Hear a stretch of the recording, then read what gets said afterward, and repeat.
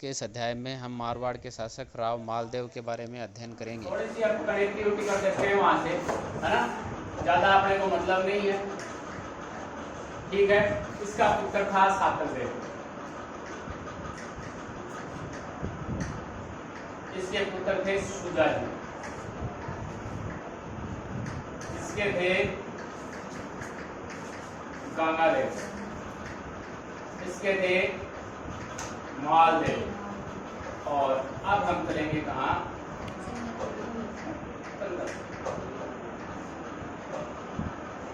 ये जोधपुर में रह जाते हैं और इसका एक पुत्र और होता है राव बीका। और ये बीका क्या बसाएगा जी? बीकानेर। बीकानेर बसाएगा। अब देखो आगे, यहां और हम नीचे चलते हैं। देखो सूर सिंह थोड़ा सा कर लेते हैं, क्योंकि बीकानेर बताया तो एक चीज और बता देता हूं मैं। सॉरी, पहले यहाँ पर उदय सिंह है,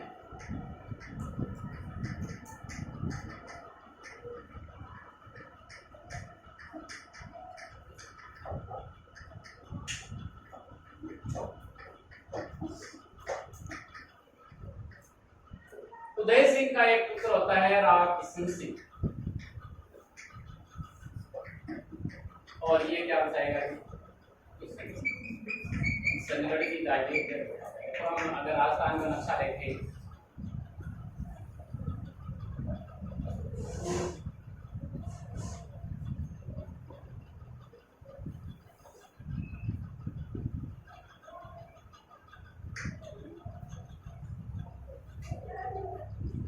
मारवाड़ है, ये क्या है? बीकानेर किसने बसाया? बीकानेर। ये देखो यहाँ पर जाएगा अजमेर, और अजमेर में एक जगह कौन सी है? और किशनगढ़ कौन बसाएगा? ठीक है, अब देखो हम यहाँ चल मालदेव। ठीक है, ये 1532 से 1562 ईस्वी तक ये शासन करेगा। ये करेगा 1562 से 1581। ठीक है, इन दोनों के बारे में हम पहले देखते हैं। राव मालदेव। अब देखो पहले जो राजा थे, जैसे राव होता है, इसके बारे में हमने जो आवड़ बावड़ की जो संधि है उसके बारे में हमने चर्चा करी थी।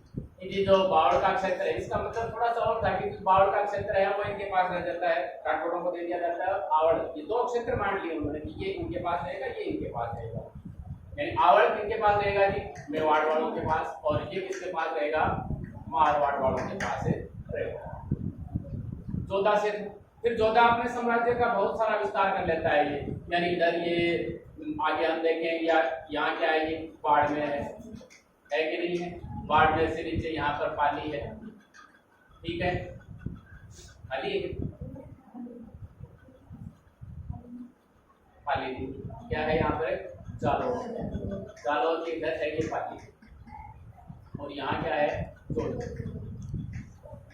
ये इस प्रकार से। तो उस समय जोधा है, ये इन सभी एरिया पर, और किशनगढ़ है, नागौर है, इन सभी के ऊपर लगभग इसका अधिकार रहता है। लेकिन आगे जाते जाते जाते मालदेव के समय सिर्फ दो क्षेत्र रहते हैं। एक यहाँ पर जालौर में है सोजन, और दूसरा जोधपुर। इन दो क्षेत्रों पर ही इसका अधिकार रहता है मालदेव का, जब वो राज्यारोहण उसका होता है, और किसी जगह पर उनका अधिकार नहीं रहता। ठीक है, अब ये बहुत ज्यादा अधिकार अपने साम्राज्य का विस्तार करेगा। कौन है? मालदेव। उससे पहले अपन एक चीज देखते हैं कि नागौर का शासक, यहाँ एकदम अगर राजस्थान के मध्य की बात करें तो नागौर का शासक था उस समय वीरमदेव। उससे पहले एक दौलत खान, और दौलत खान जो है उसके पास एक हाकिम था यादव। इसके जो पिता थे राव गंगा, इसकी लड़ाई होती है इसके साथ में, और गंगा जी जीत जाते हैं और ये मारे जाते हैं। और इसका जो हाथी है वो फिर किसके पास में आ जाता है? वीरमदेव के पास में। अब जब मालदेव शासक बनता है तो मालदेव कहता है कि जी ये हाथी तो दरिया से आप मेरे को दे दे, लेकिन ये मना करते, लेकिन वो दोबारा फिर कहता है कि जी आप नहीं दोगे तो युद्ध के लिए तैयार हो जाओ। तो फिर ये दरिया तो उसको भेजता है और रास्ते में उसको मरवा देता है। तो इस प्रकार से इनकी कटुता आ जाती है। इनके बीच में वीरमदेव। अब कटुता देखो कहाँ तक हो जाती है, इसकी चर्चा अपन पहले कर लेते हैं कि जी इनके बीच में फिर 1544 ईस्वी की अगर हम बात करें तो एक युद्ध होता है गिरी सुमेल का।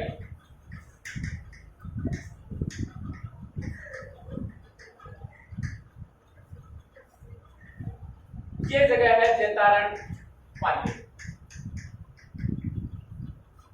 ये तो आपको याद रखनी आप किताब गिरी सुमेल का युद्ध। और किन किन के बीच में होता है?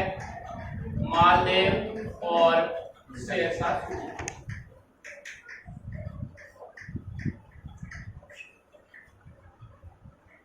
इसकी युद्ध की अपन चर्चा करेंगे। इससे पहले थोड़ी सी यानी एक तो वीरमदेव को देख लिया है कि वीरमदेव से ये दुश्मनी बांध देता है, बांध ली। फिर इधर देखो हम बीकानेर की बात करें। बीकानेर पर उस समय जेत सिंह का शासन था, राव थे जेत सिंह। और ये देखो इन्हीं के वंशज अपन ने यहाँ देखा है कि ये राव बिक्का है, यहाँ से सातलदेव है जिसका भाई है राव बिक्का है। ये बीकानेर यानी मतलब इसी के वंशज है, सेम टू सेम है। राठौड़ी ये है, राठौड़ी वो है, तो जेत सिंह है ना। और एक युद्ध होता है यहाँ पर साहेबा या पाहेबा का युद्ध, आप कोई सा भी नाम दे सकते हो।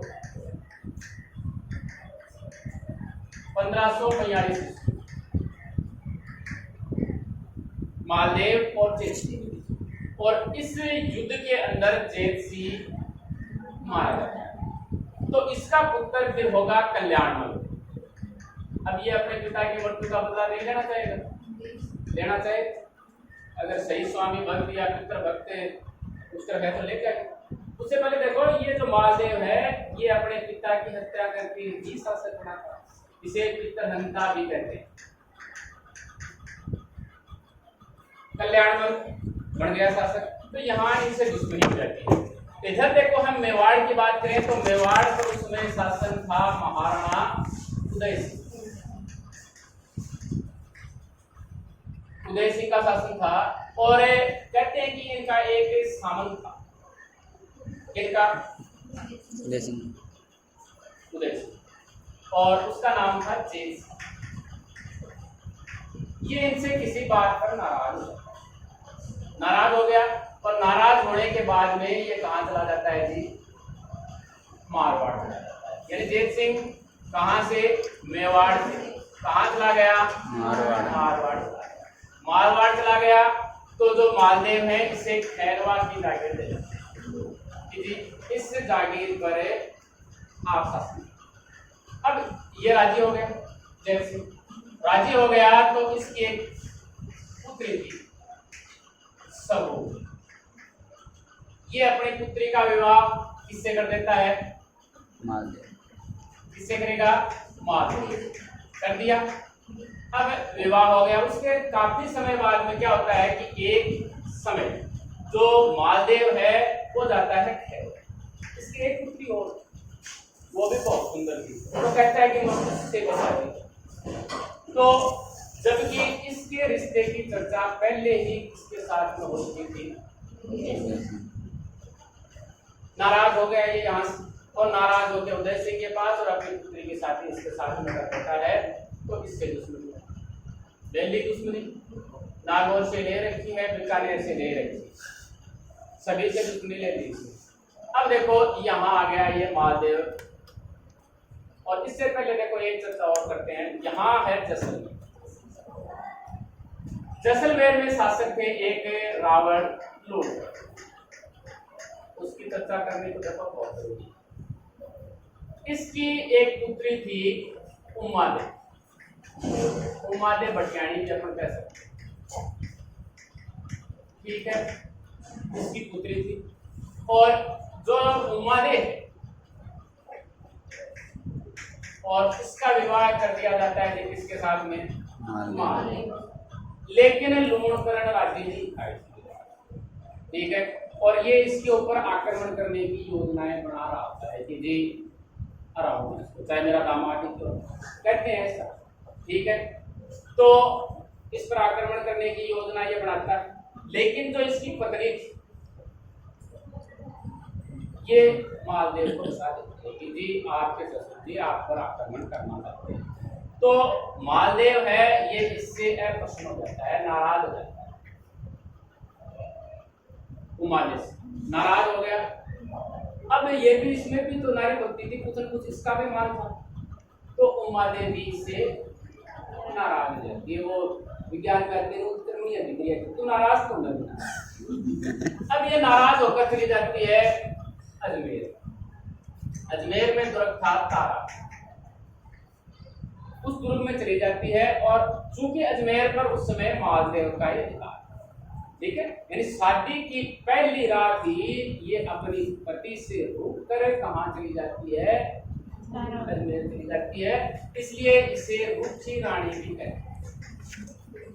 रूठ गई थी, फिर जिंदगी में कभी नहीं आई इनके पास। एक बार देखो इनकी बात आगे थोड़ी और हम विस्तार से कर लेते हैं। जब शेरशाह सूरी के आक्रमण की आशंका हुई 1543 ईस्वी में, मालदेव आशंका हुई तो इसने इस रानी को, क्योंकि परवाह तो कर रहा था इस रानी, तो इस रानी को ये अपना एक साथी था इसका मालदेव का ईश्वरदास, इसको मनाने के लिए भेजता है कि भाई उसको मना के दिया, यहाँ पर शेरशाह सूरी आक्रमण करने वाला ही है, कभी आक्रमण कर सकता है। तो कहते हैं इसने उमादेव को लगभग मना लिया था, आने के लिए राजी कर लिया, राजी हो गए। अब इनकी जो सहेलियां थी उनके ये बात नहीं हुई कि भाई ये चली जाएगी तो हमारा जीवन यापन है वो कैसे होगा। तो इन सहेलियों ने, एक सहेली थी इसमें आशा पारक, उसको भेजा कि भाई तू जा और रानी को तू कैसे रोकती है वो तेरी। तो ये यहाँ आके एक दुआ सुनाती है, मान रखे तो पीव तजे तो रख मान, दोए गंध नए बंद ही एक कण खम्बे।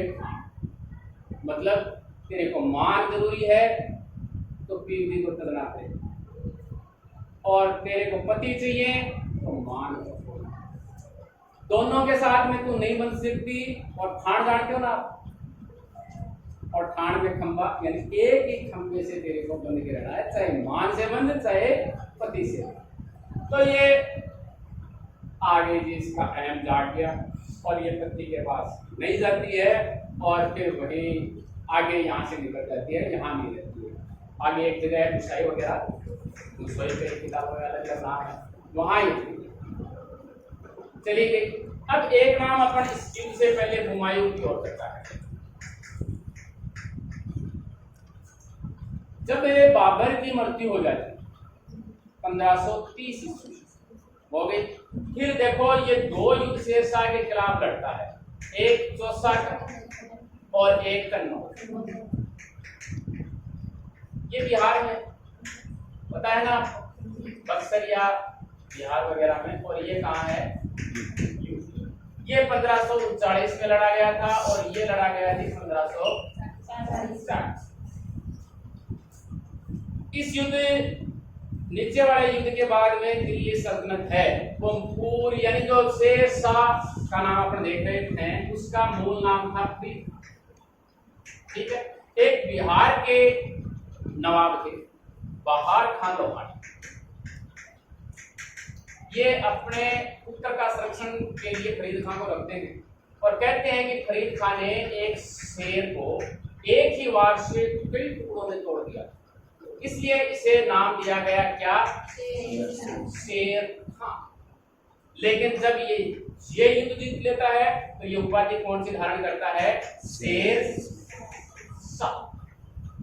शेर फरीद खान से शेर खान बना और शेर खान से क्या बन गया जी? शेर शाह बन गया। अब जब इस युद्ध में ये हार जाता है हुमायूं, तो ये दर दर की ठोकरें खाएगा, कुछ है ही नहीं इसके पास। तो इस समय मालदेव, जिसका ये यहाँ लगभग एरिया में शासन था, ये इसे पत्र भेजता है कि जी मैं आपकी सहायता करने के लिए तैयार हूं, ये भेजता है। देखो आगे कारण हो रहेगा, अपने एक विश्वेश्वरनाथ रेऊ एक व्यक्ति आएंगे, वो कहते हैं कि जी अकबर का चंद्रसेन, यानी इसका पुत्र चंद्रसेन आएगा, चंद्रसेन पर आक्रमण करने का मुख्य कारण यह था कि हुमायूं की सहायता इसके पिता मालदेव ने नहीं की। मुख्य कारण यह था। लेकिन अपन चर्चा करते हैं इसके बारे में कि सहायता क्यों नहीं, कैसे सहायता नहीं की। मैं ये कह रहा हूं ना कि मालदेव ने कहा कि जी आप मेरे पास राठौड़ वंश में यहाँ मारवाड़ में आइए, मैं आपकी सहायता करूंगा। लेकिन जैसे ही ये यहाँ आता है तो इसकी सहायता नहीं करता है और बदले में बंदी बनाने की कोशिश की जाती है, ऐसा कहा जाता है इतिहासकार से। देखो क्या होता है। अब ये अगर हम भारत के मानचित्र की बात करें, गुजरात है, अब ये यहाँ है देखो कन्नौज, ठीक है। कन्नौज से ये चला, कन्नौज से चलने के बाद में देखो कन्नौज के समय ही इसने महादेव ने इसे कहा है कि मैं आपकी सहायता करने के लिए तैयार हूं। कारण ये था कि ये अभी अभी हारा, शेरशाह सूरी अभी अभी जीता, इसने अपने साम्राज्य का विस्तार नहीं किया था। तो एक कारण तो ये था कि मैं इस समय आपकी सहायता करता हूं तो आसानी से शेरशाह सूरी को हरा सकते हैं। देखो इसी के कारण ये युद्ध लड़ना पड़ा बेचारे को कि जी हुमायूं की सहायता करने का देखो ये नतीजा निकलता है। फिर ये यहाँ से बक्कर आ जाता है, पाकिस्तान में है बक्कर, बक्कर से सहायता नहीं मिलती तो यहाँ नीचे ठट्टा में आ जाता है, ये भी पाकिस्तान में। ठट्टा में आने के बाद में यहाँ भी सहायता नहीं मिलती तो ये गुजरात आ जाता है, गुजरात में भी से सहायता नहीं मिली तो ये यहाँ आता है। कहाँ पर है, इसके पास है, हाँ, यानी यहाँ आता है ये। लेकिन इस समय इतने के अंदर, इतने आने में इसे 2 वर्ष लगता है, 2 या 3 वर्ष लग जाते हैं। और इतने समय में शेरशाह सूरी अपने साम्राज्य का बहुत ज्यादा विस्तार कर चुका। तो ऐसे समय में मालदेव उससे दुश्मनी मोल हुए नहीं लेना चाहेगा, क्योंकि इससे मारवाड़ की शक्ति है वो भी क्षीण होगी, मारवाड़ पर भी उसका अधिकार हो जाएगा। इसलिए इसने अपने, देखो जैसे ये हुमायूं यहाँ आया तो इसके लिए इसने कुछ रत्न आभूषण जरूर भेजे, लेकिन ये स्वयं इसकी सहायता के लिए नहीं गया। एक मुल्ला सुर्ख खां था, पहले ये सुर्ख खां है वो हुमायूं के दरबार में रहता था, लेकिन कालांतर में ये मालदेव के दरबार में आ गया तो इसे भेजा गया हुमायूं के पास में। तो इसने इससे पूछा कि बात क्या है, बोले ऊपर से तो वो चिकनी बातें करता है और अंदर से पता नहीं उसके मन में क्या चल रहा है। और जहां तक मेरा अनुमान है जी हुमायूं जी, आप जल्दी से जल्दी इस जगह को छोड़ के अन्य तक चले जाएं, वरना आपको बंदी बना दिया जाएगा। तो हुमायूं फिर यहाँ से फिर पाकिस्तान में यहाँ अमरकोट आ जाता है। अमरकोट में राणा विंसाल के महल में जन्म होता है ना अकबर का, तो फिर ये अमरकोट वापिस आ जाता है। तो ये कारण था किस प्रकार से ये होता है कि हुमायूं की ये सहायता नहीं कर पाते समय रहते। जबकि देखो ये इसके पीछे सिर्फ मुट्ठी भर सैनिक, हुमायूं है मुट्ठी भर सैनिकों के साथ में आया था और ये सिर्फ इसे कि मैं शेरशाह सूरी को दिखावे के लिए मुट्ठी भर सैनिकों को उसके पीछे दे दिया कि मैं इसको मारना नहीं चाहता सिर्फ, है ना। अब ये चला गया। अब देखो कितनी दुश्मनी इनके चारों तरफ है। अब हम इस युद्ध में चलते हैं। अब देखो क्या होता है कि जी वीरमदेव से दुश्मनी हो गई, वीरमदेव चला गया किसके पास, शेरशाह सूरी के पास। लोणकरण, ठीक है, और इधर कौन है, कल्याणमल, ठीक है, जो भी है इसका पुत्र है हर्राज। अब देखो क्या होता है आगे कि सभी जो भी नाराज हैं वो सभी अकबर के पास इसके विरुद्ध सहायता के लिए चले गए। वीरमदेव देखो क्या करता है, देखो चार साथी हमने इसमें देखा है कि जो ये युद्ध है षड्यंत्रों के द्वारा जीता जाएगा। अगर षड्यंत्र नहीं होते तो भारत का शासक राव मालदेव ही हो सकता है। अब देखो कई कारण आएंगे यहाँ पर, इस युद्ध को जीतने में बहुत ज्यादा जोर आएगा। इसको शेरशाह होता क्या है, इसके 2 सेनापति होते हैं मालदेव के, एक चेता और दूसरा राठौड़। अब वीरमदेव क्या करता है, जो कुंपा है उसको 20,000 रुपए देता है और कहता है कि जी मुझे कंबलों की आवश्यकता है, कंबलों के लिए इससे लिए 20,000 रुपए और इसे भी 20,000 ही देता है और कि जी हमें शिरोई की तलवार चाहिए, दोनों को दे दिए। और इससे पहले देखो अपन ने ये युद्ध देखा था, ये भी इसके सेना नायक को नहीं जिताया था इन दोनों ने, जेता और कुंपा ने साहिबा पायबा का युद्ध जो इसके खिलाफ लड़ा गया था इसने जिताया था। अब ये युद्ध में दोनों जो सेनापति हैं जेता और कुंपा को 20-20 हजार रुपए दे दिए, किसने, वीरन दे दिए, कारण कुछ भी रहा हो, ठीक है। अब ये बात शेरशाह सूरी द्वारा इनके कानों में पहुंचा जाती है मालदेव के कि जी आपके दोनों ये पिछले 20-20 हजार रुपए हमने दिए हैं, हमने उनको खरीद किया, जबकि कारण और कोई है। लेकिन मालदेव है, जांच करवाते हैं तो इनके जो आश्रय स्थल थे वहां पर 20-20 हजार रुपए मिलेंगे, तो ये मान लेता है कि ये दोनों विश्वास करते हैं। तो इस युद्ध को लड़े बिना नहीं लड़ता है युद्ध, और मालदेव है वो आधी सेना के साथ में और जो पहले युद्ध नहीं लड़ा, आधी सेना लेके जोधपुर चला गया। अब इनके ऊपर दोनों पर लांछन लगी कि जी बहुत गलत बात होगी, इनको पता चलता है कि जी क्यों चले गए हमारे जो रावल साहब हैं, तो पता चलता है तो बहुत दुखी होते हैं और अपने दुगुने जोश के साथ में ये लड़ते हैं, जिसके साथ में, शेरशाह सूरी के साथ। तो अंत में इनको घोड़े से उतर कर अर्ज भी करना पड़ता है कि जी हमें कैसे भी अल्लाह से दुआ मांगता है कि कैसे भी इस युद्ध में जीता। और फिर एक इसकी स्वीकृति भी यहाँ पर आती है कि मैं एक मुट्ठी भर बाजरे की क्या कर देता हिंदुस्तान की बादशाह को।